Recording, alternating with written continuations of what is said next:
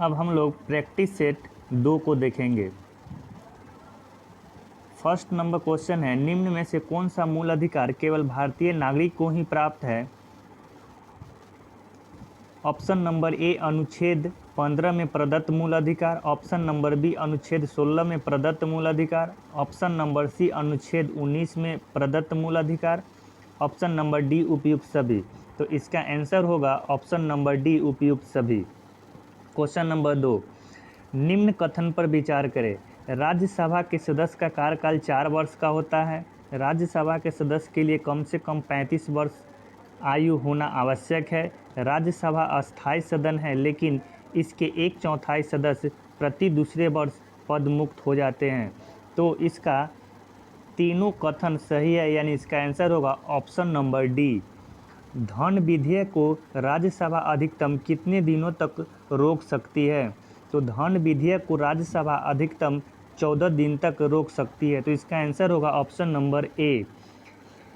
Question number 4,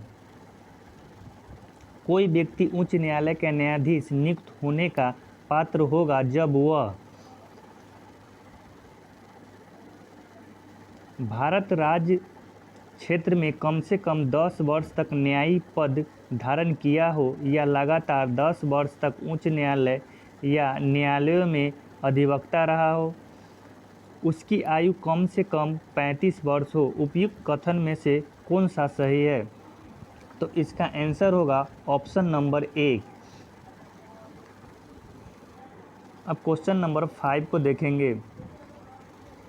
वित्तीय आपात उद्घोषणा का अनुमोदन करने वाले संकल्प सदन के दोनों सदनों द्वारा कितने माह के भीतर होना चाहिए? तो इसका आंसर होगा ऑप्शन नंबर सी, 2 माह। क्वेश्चन नंबर 6, भारत में पहली बार केंद्र सरकार के विरुद्ध लोकसभा में अविश्वास प्रस्ताव कब लगाया गया था? तो इसका आंसर होगा ऑप्शन नंबर बी। राज्य के नीति निर्देशक तत्व के प्रवर्तन के लिए किस अनुच्छेद में उपबंध किया गया है? तो इसका आंसर होगा ऑप्शन नंबर ए, अनुच्छेद 37। क्वेश्चन नंबर 8, चलैया समिति का गठन किस वर्ष किया गया था? चलैया समिति का गठन 1991 में किया गया था। इसका आंसर होगा ऑप्शन नंबर बी। निम्न में से किस क्रांति का संबंध कोक उत्पादन या चमड़ा उत्पादन से है? तो भूरी क्रांति का संबंध चमड़ा उत्पादन से है। क्वेश्चन नंबर 10, एक धन जो आसानी से विदेश से आता है लेकिन आसानी से चला जाता है, इसे किस प्रकार से जाना जाता है? तो इसे हॉट मनी के रूप में जाना जाता है। क्वेश्चन नंबर 11, गन्ने का उचित और पारिश्रमिक मूल्य अनुमोदित करता है? तो आर्थिक मामलों पर कैबिनेट समिति। ऑप्शन नंबर ए इसका आंसर होगा। क्वेश्चन नंबर 12, असहयोग आंदोलन में कौन सा कार्यक्रम शामिल नहीं है? तो असहयोग आंदोलन में सरकारी वाहनों से यात्रा करने पर पाबंदी, यह ऑप्शन नंबर डी इसका आंसर होगा। क्वेश्चन नंबर 13, दांडी मार्च की समाप्ति किस तिथि को हुई थी? तो दांडी मार्च की समाप्ति 6 अप्रैल 1930 को हुआ था। Option number C. Gandhi ji के जीवन काल में घटी निम्न घटनाओं का कालक्रम सही नहीं है। तो इसका आंसर होगा ऑप्शन नंबर डी। भारत छोड़ो आंदोलन 23 मार्च 1942 को नहीं हुआ था। चौरा चौरी घटना 5 फरवरी 1922 को हुआ था। द्वितीय गोलमेज सम्मेलन 7 सितंबर 1931 को हुआ था। पूना समझौता 24 सितंबर 1932 को हुआ था। क्वेश्चन नंबर 15, आज़ाद हिंद फौज के साथ सुभाष चंद्र बोस ने सिंगापुर में स्वतंत्र भारत की अस्थायी सरकार का गठन कब किया था? तो इसका आंसर होगा ऑप्शन नंबर बी, 21 अक्टूबर 1943 को। सती प्रथा का उन्मूलन किया गया था।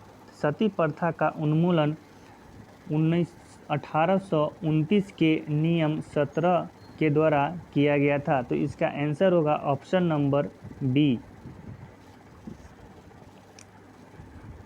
क्वेश्चन नंबर 17, बहावियों के विद्रोह को कुचलने का श्रेय किस गवर्नर जनरल को जाता है? तो इसका आंसर होगा option number B, Lord Elgin प्रथम को जाता है।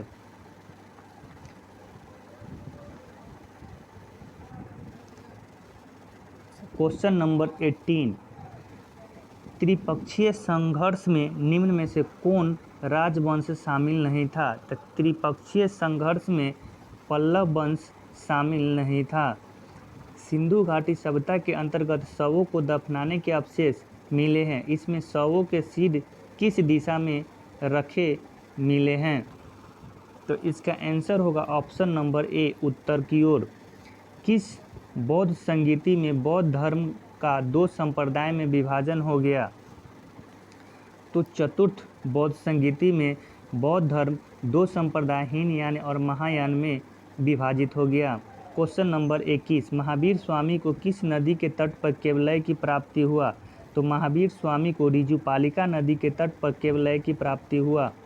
आजीवक संप्रदाय के संस्थापक निम्नलिखित में से कौन है? तो आजीवक संप्रदाय के संस्थापक मक्खाली पुत्र गौसाल थे। क्वेश्चन नंबर 23, किस मुगल शासक के शासनकाल को स्थापत्य कला का स्वर्णिम काल कहा जाता है? तो जहांगीर को कहा जाता है। मुगल काल में मुहतसिब कौन था?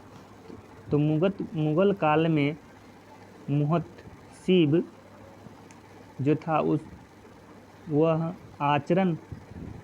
आचरण अधिकारी था। ऑप्शन नंबर डी, दीवान ए अर्ज किस विभाग से संबंधित है? तो दीवान ए अर्ज सैन्य विभाग से संबंधित है। बसावन व दसवंत किस शासक के दरबारी चित्रकार थे? तो अकबर के। निम्न में से कौन सुमेलित नहीं है? नरौरा उत्तर प्रदेश में है, यह सही है।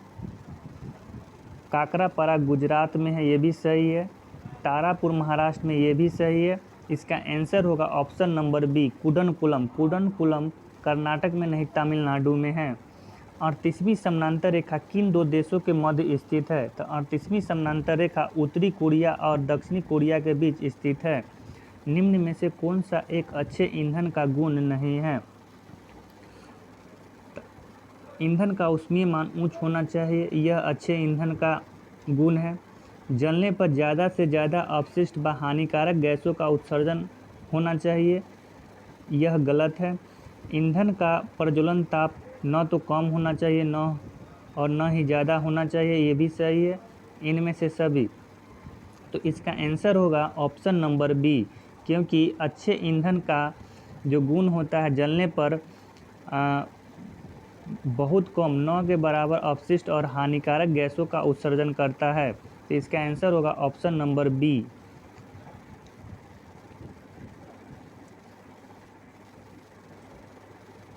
क्वेश्चन नंबर 13,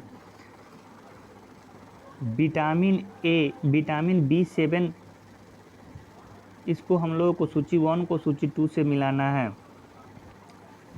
तो विटामिन B7 को प्रनाशी अरक्ता होना, मतलब विटामिन B7 की कमी से प्रनाशी अरक्ता होता है। विटामिन B12 की कमी से विटामिन B12 से रक्त के थक्का जमने में सहायक होता है। विटामिन ई,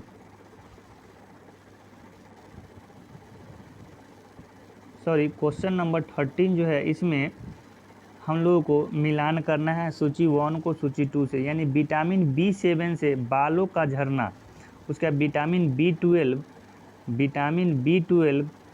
जो है प्राणी अरक्ता होना, उसका विटामिन ई से बांझपन उत्पन्न होता है और विटामिन के से रक्त के थक्का जमता है, यानी इसका आंसर होगा ऑप्शन नंबर ए। तारों के मध्य दूरी ज्ञात करने की इकाई क्या है? तो तारों के मध्य दूरी ज्ञात करने की इकाई गैलेक्टिक इकाई है। निम्न में कौन सा रोग पुरुष की तुलना में महिलाओं में बहुत कम होता है? तो ऑप्शन नंबर बी वर्धानता। हीमोग्लोबिन लाल रक्त कोशिकाओं के अंदर एक प्रोटीन है और यह निम्न में से किसका वहन करता है? तो ऑक्सीजन का वहन करता है। किसी पदार्थ को एक अवस्था से दूसरी अवस्था में बिना तापमान में बदलाव के परिवर्तन होने के लिए आवश्यक ऊष्मा की मात्रा क्या कहलाती है? तो इसकी गुप्त ऊष्मा कहलाती है। Option number D. निम्नलिखित कोशिका अंगों में से किस में न्यूक्लिक अम्ल नहीं पाया जाता है? तो जीव द्रव में न्यूक्लिक अम्ल नहीं पाया जाता है। निम्न में से कौन सा विटामिन ए का अच्छा स्रोत नहीं है? तो इसका आंसर होगा ऑप्शन नंबर सी, जंतु के यकृत एवं गुर्दे।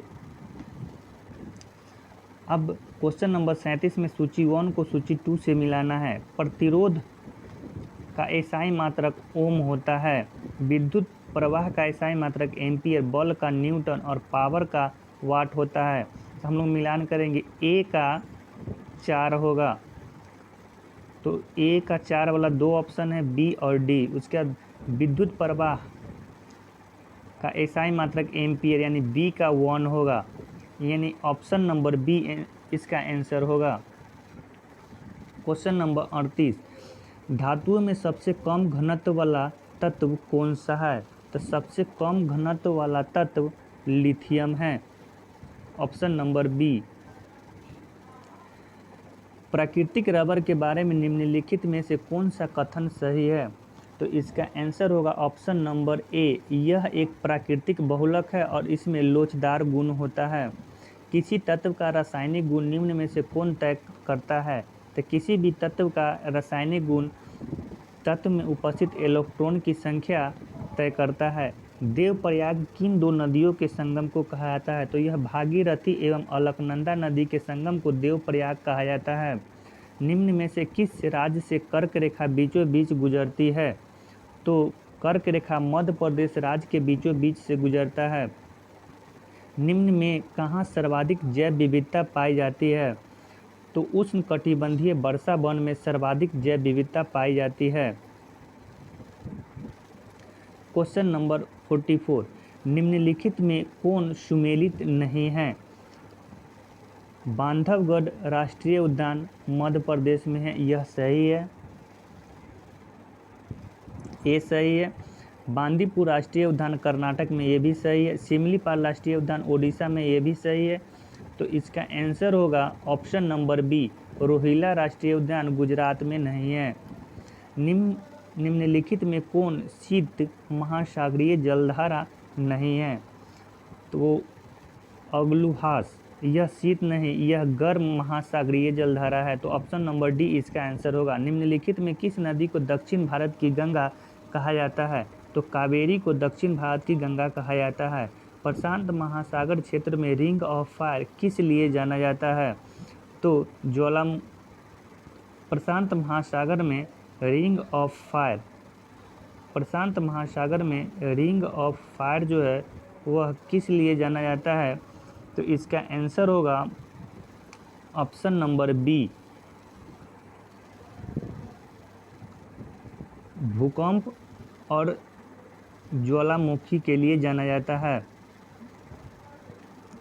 इसका आंसर होगा ऑप्शन नंबर बी। अब देखेंगे क्वेश्चन नंबर 48, निम्नलिखित में से कौन सही सुमेलित नहीं है? तकला मकान चीन में है, यह सही है। थार भारत में, ये भी सही है। आटाकामा मरुस्थल चिली में, ये भी सही है। ऑप्शन नंबर डी, यह सुमेलित नहीं है, गिब्सन अफ्रीका में नहीं है। क्वेश्चन नंबर 49, प्रतिरोधात्मक या घर्षणात्मक बेरोजगारी है? तो ऑप्शन नंबर सी, व्यवसाय या रोजगार परिवर्तन की प्रक्रिया के दौरान श्रमिक व्यक्ति का कुछ समय के लिए बेरोजगार होना। क्वेश्चन नंबर 50, न्यूनतम समर्थ मूल्य के बारे में निम्नलिखित कथनों पर विचार करें। न्यूनतम समर्थ मूल्य आर्थिक मामलों की मंत्रिमंडलीय समिति द्वारा प्रस्तावित की जाती है। न्यूनतम समर्थ मूल्य कृषि लागत एवं मूल्य आयोग द्वारा अनुमोदित की जाती है। यह दोनों सही है, यानी इसका आंसर होगा ऑप्शन नंबर सी,